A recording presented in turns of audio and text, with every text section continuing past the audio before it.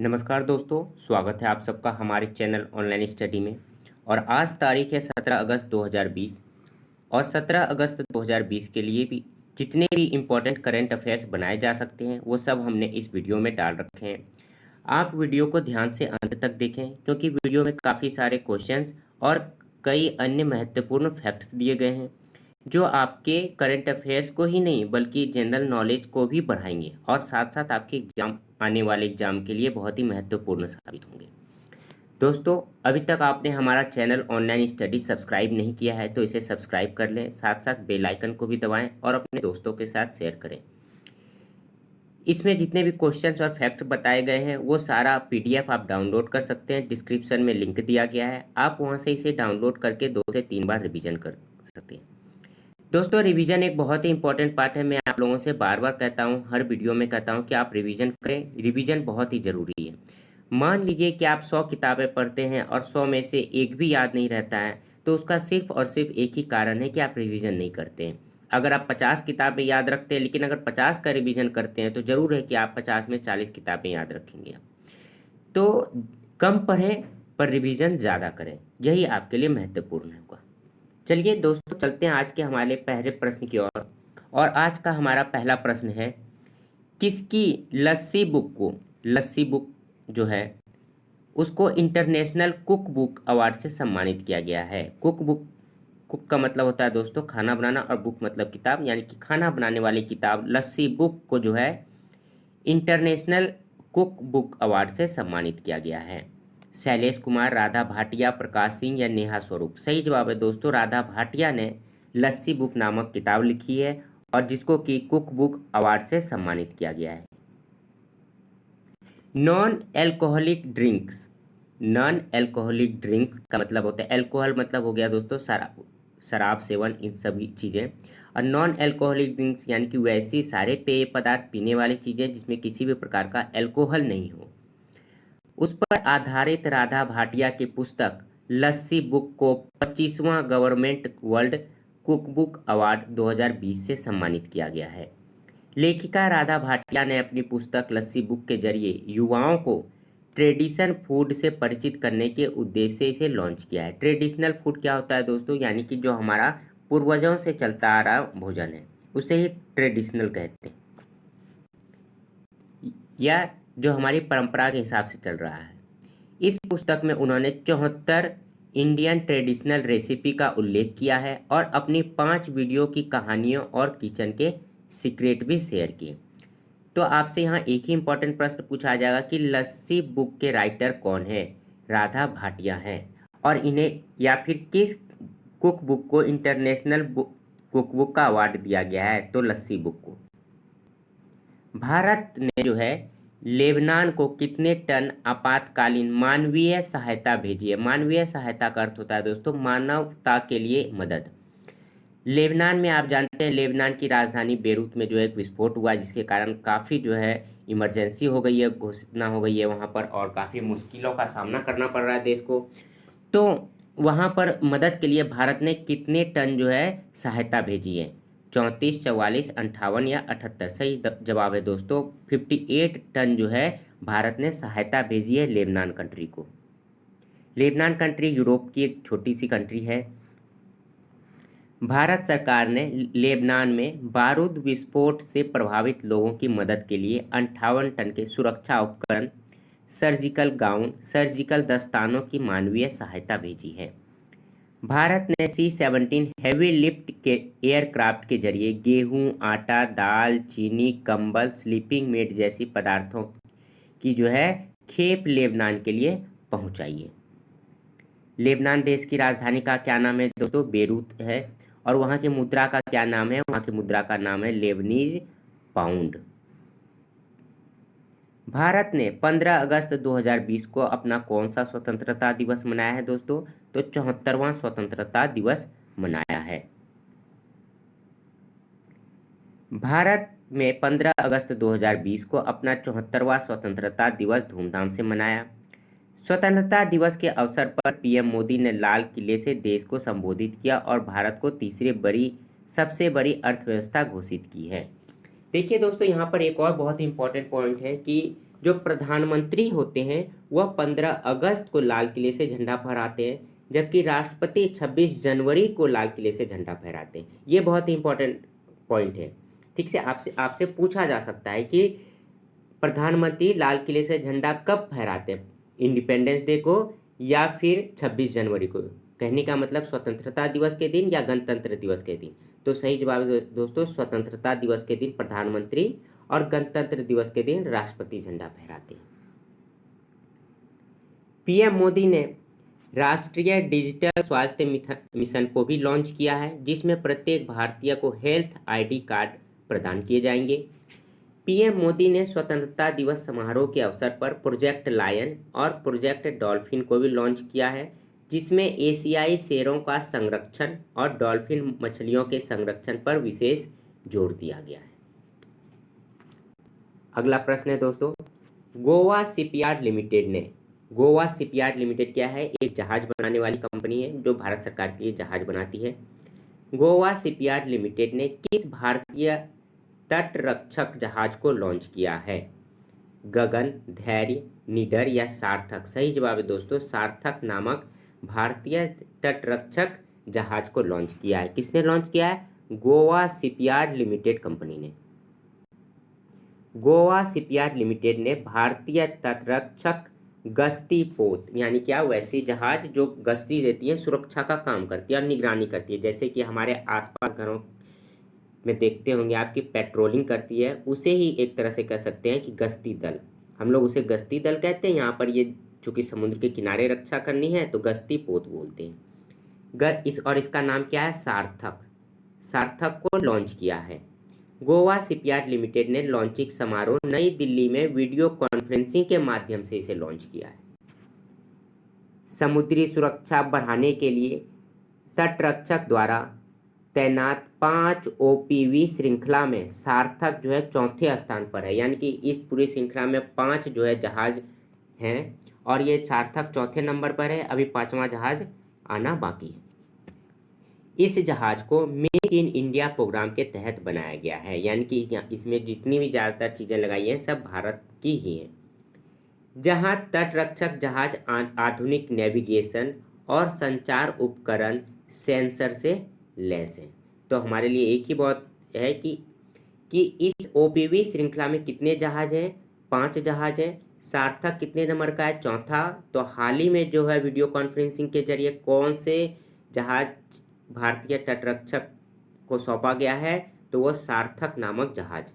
ठीक है, चलिए दोस्तों, अगला प्रश्न है हमारा, इन्फोसिस कंपनी की वर्तमान चेयरमैन कौन है जिन्हें ग्रामोदय बंधु मित्र पुरस्कार दिया गया है? आरोही सेन, ट्विंकल मेनन, सुधा मूर्ति या नीरजा सेन? सही जवाब है दोस्तों, सुधा मूर्ति जो है इन्फोसिस कंपनी की वर्तमान चेयरपर्सन है और उन्हें ग्रामोदय बंधु मित्र पुरस्कार दिया गया है। Gramoday chamber of commerce and technology, यानी कि गांवों के उदय के लिए, गांवों के विकास के लिए जो नई टेक्नोलॉजी है वो जो भी करती है, ईजाद करती है, उसे यह पुरस्कार दिया जाता है। इन्फोसिस फाउंडेशन की चेयरपर्सन सुधा मूर्ति और एग्री एवं आईटीसी लिमिटेड के बिजनेस प्रमुख शिव कुमार सुरमपुदी को ग्रामोदय बंधु मित्र पुरस्कार 2020 से सम्मानित किया गया है। ग्रामोदय बंधु मित्र पुरस्कार 2020 कुल 25 लोगों को दिया गया, जिनमें पद्म भूषण विजय भाटकर, पद्म श्री एसपी वर्मा, विलास शिंदे निदेशक सह्याद्री फार्म, कोसम राजमौली तेलंगाना में गंगा देवी पल्ली के पूर्व सरपंच, ब्रिगेडियर पोगुला गणेशम, पाल सुरजना के संस्थापक और गोविंदा राजुल चुल्लू शामिल हैं। इन सबको ग्रामोदय बंधु मित्र पुरस्कार दिया गया है। ग्रामोदय बंधु मित्र पुरस्कार का गठन महात्मा गांधी की 150वीं जयंती के अवसर पर किया गया था। ठीक है दोस्तों, याद रखेंगे इसे। अगला प्रश्न है, जुलाई 2020 में खुदरा महंगाई दर कितने प्रतिशत रही है? 6.93, 3.77, 5.41 या 4.34? सही जवाब है दोस्तों, 6.93% जो है खुदरा महंगाई दर जुलाई 2020 में दर्ज की गई थी। खाद्य पदार्थों की अधिक कीमतों के कारण जुलाई 2020 में खुदरा महंगाई दर 6.93% बढ़ी, जबकि उपभोक्ता मूल्य सूचकांक के आंकड़ों के अनुसार खाद्य मुद्रास्फीति जुलाई 2020 में बढ़कर 9.62% हो गई थी। जून 2020 में खुदरा मुद्रास्फीति 6.23% थी, जबकि खाद्य मुद्रास्फीति 8.72% थी। भारत सरकार ने केंद्रीय बैंकों को मुद्रास्फीति को 4% तक सीमित रखने के आदेश जारी किए हैं। अगला प्रश्न है दोस्तों, इंडियन अचीवर्स फोरम इंडिया द्वारा जारी CEO of the year 2020। CEO क्या होता है दोस्तों? Chief executive officer. किसी कंपनी का जो हेड होता है, सीईओ होता है, जो संचालन करता है, ठीक है, उसे ही सीईओ कहते हैं। और सभी कंपनियों में सबसे अच्छा सीईओ ऑफ द ईयर 2020 जो है किसे दिया जा रहा है, या कहें कि किसका नाम दिया गया है? इंडियन अचीवर्स फोरम इंडिया द्वारा धीरज ढींगरा, महेश गोमती, प्रकाश गोपालाचारी या गगन अरोरा। सही जवाब है दोस्तों, गगन अरोरा का नाम नामित किया गया है कि इन्हें सीईओ ऑफ द ईयर 2020 मिलना चाहिए। ये है Gagan Arora. Indian achievers forum India द्वारा जारी सीईओ ऑफ द ईयर 2020 के रूप में वर्टेक्स ग्लोबल सर्विसेज के सीईओ गगन अरोरा को नामित किया गया है। इंडियन अचीवर्स फोरम इंडिया सामाजिक एवं आर्थिक बुनियादी ढांचे के विकास में मदद के लिए और देश की प्रगति की मांग पर ले जाने में अहम भागीदारी के कारण अरोरा को यह सम्मान दिया है। गगन अरोरा एक बीसीजी स्नातक हैं जिन्होंने 18 साल से समय से पहले अपने प्रौद्योगिकी करियर की शुरुआत की थी। उन्होंने टॉप 500 कंपनियों के बीच एक विश्वसनीय सलाहकार की जगह बनाई है। ठीक है, बहुत ही अच्छा योगदान दिया है, इसलिए इन्हें यह पुरस्कार दिया जा रहा है। अगला प्रश्न है, गुजरात के अंजलि क्रॉस रोड पर बने फ्लाईओवर का नाम किसके नाम पर रखा गया है? सुषमा स्वराज, अटल बिहारी वाजपेयी, पीयूष गोयल या भगवत दयाल शर्मा। सही जवाब है दोस्तों सुषमा स्वराज। इसमें 2 ब्रिज हैं और दोनों, एक अरुण जेटली के नाम से और एक सुषमा स्वराज के नाम से। गुजरात के अहमदाबाद शहर में 2 फ्लाईओवर ब्रिजों का नाम स्वर्गीय अरुण जेटली और सुषमा स्वराज के नाम पर रखा गया है। अहमदाबाद म्यूनिसिपल कॉरपोरेशन ने अमूल भट्ट की अध्यक्षता में इनकम टैक्स सर्कल फ्लाईओवर को अरुण जेटली फ्लाईओवर के नाम से और अंजलि क्रॉस रोड पर बने फ्लाईओवर को सुषमा स्वराज ब्रिज का नाम दिया है। वहीं बापू नगर क्षेत्र में फ्लाईओवर को महाराणा प्रताप फ्लाईओवर और हाटकेश्वर फ्लाईओवर को छत्रपति शिवाजी फ्लाईओवर के रूप में जाना जाता है। अगला प्रश्न है, किस राज्य के 12 गांवों में अफ्रीकी स्वाइन फ्लू पाया गया है? हिमाचल प्रदेश, जम्मू कश्मीर, मेघालय या केरला। सही जवाब है दोस्तों मेघालय के 12 गांव में जो है अफ्रीकी स्वाइन फ्लू पाया गया है।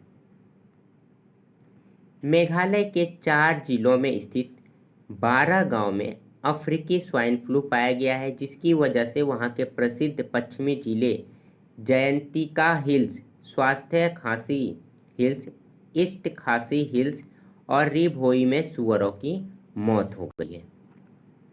राज्य सरकार ने इन जिलों में सूअरों की खरीद और बिक्री पर पूरी तरह से प्रतिबंध लगा दिया है, जिसमें 24 नए ASF के सकारात्मक परीक्षण देखे गए, जिनकी वजह से 73 सूअरों की मौत हो गई है। मेघालय की राजधानी का क्या नाम है दोस्तों? शिलोंग। इसकी स्थापना कब हुई थी? 1972 में। और वहां के गवर्नर कौन है? तथागत राय। अगला प्रश्न है, विश्व अंगदान दिवस कब मनाया गया? विश्व अंगदान दिवस 13 अगस्त को प्रतिवर्ष मनाया जाता है और 13 अगस्त को इस वर्ष मनाया गया है। अंगदान दिवस क्या होता है दोस्तों? जब कोई व्यक्ति मर जाता है तो वह अपने अंगों को स्वेच्छापूर्वक या उसके परिवार की सहमति से दूसरे जरूरत के लोगों को दिया जा सकता है, यानी कि जो व्यक्ति किसी मुश्किल हालत में है उनकी मदद की जाए। विश्व अंगदान दिवस हर साल 13 अगस्त को धूमधाम से मनाया जाता है। इस दिवस को मनाने का मुख्य उद्देश्य जरूरतमंदों एवं अस्वस्थ लोगों को अंगों को मुहैया करवाना होता है। इस दिवस के अवसर पर राज्य सरकार ने इन लोगों को प्रेरित करती है कि वह जरूरतमंद लोगों को अपने शरीर के अंग दान कर दें। यानी कि जब आप कोई व्यक्ति मर जाता है तो उसके परिवारजन जो है की सहमति से उसके अंगों को दान किया जा सकता है और दूसरे लोगों की जान बचाई जा सकती है। राष्ट्रीय स्वास्थ्य पोर्टल के अनुसार अंगों की अनुपलब्धता के कारण, यानी कि अगर किसी कोई जरूरी है अंग, जैसे कि आप जानते होंगे नेत्रदान आजकल काफ़ी प्रचलन में है, तो लोग अपना नेत्रदान आप लिख सकते हैं, दे सकते हैं कि जब मैं मर जाऊं तो मेरा नेत्र जो है किसी और व्यक्ति जरूरतमंद को लगा दिया जाए ताकि वो देख सके और मैं मरते मरते भी किसी और की मदद कर सकता हूँ। तो इस प्रकार से, या फिर किसी के मर जाने के बाद उसके परिवार की सहमति से भी अंगदान किया जा सकता है। लेकिन इसमें बहुत सारे नियम हैं। नियम ये है कि व्यक्ति के मृत्यु के पश्चात 4 से 6 घंटे के भीतर ही अंगदान संभव है, क्योंकि कोशिका तब तक ही जीवित रहती है इसलिए। और देखिए, सही उपलब्धता नहीं हो पाने के कारण हर साल 5 लाख लोग इस कारण से मारे जाते हैं। तो सबको अंगदान करना चाहिए, क्योंकि जो मर चुके हैं तो कोशिश करनी चाहिए कि दूसरों की सहायता भी हो जाए। तो दोस्तों, आज के वीडियो में इतना ही।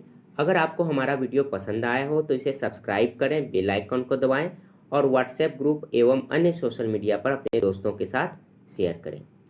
तो आज के लिए इतना ही, मिलते हैं अगले वीडियो में। धन्यवाद।